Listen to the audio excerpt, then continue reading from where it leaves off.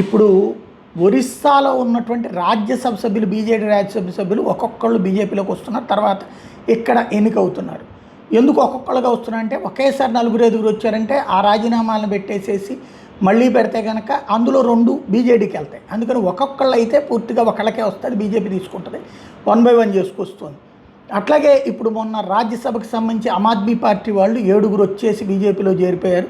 తద్వారా అక్కడ పెరిగింది. ఇప్పుడు ఓ పక్కన మొన్ననే ఎన్సీపీ నేషనలిస్ట్ కాంగ్రెస్ పార్టీకి సంబంధించినటువంటి సుప్రియా సూలే శరద్ పవార్ కూతురు వచ్చి మోడీని కలిసింది. త్వరలో ఎన్సీపీ 2 విభాగాలు విలీనమైపోతాయి అన్నటువంటి ప్రచారం జరుగుతుంది. అదే జరిగితే కనుక శరద్ పవార్ పార్టీకి వచ్చినటువంటి ఎంపీలు కూడా ఇటు ఎన్డీఏలో చేరినట్టు అవుతుంది.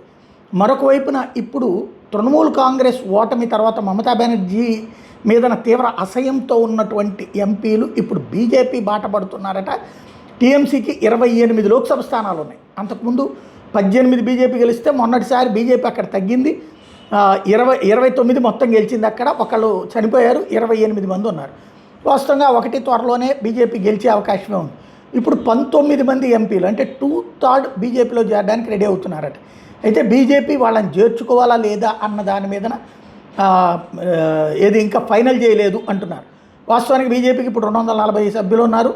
ఈ 19 మంది గెలిస్తే 259 అంటే దగ్గర 260 అవుతాయి. రేపు ఒకటి కూడా గెలిస్తే కనుక 260 అవుతుంది. ఎన్డీఏ బలం కూడా 306 నుంచి 326 దాకా చేరుతుంది. ఎన్డీఏ బలం దగ్గరగా ఈ శరద్ పవార్ వాళ్ళ బ్యాచ్ కూడా విలీనం అయితే కనుక 335 దాకా వెళ్తుంది. రాజ్యసభలో 2/3 మెజార్టీకి ఇంకొక 10 స్థానాల సంఖ్య తక్కువ ఉంది.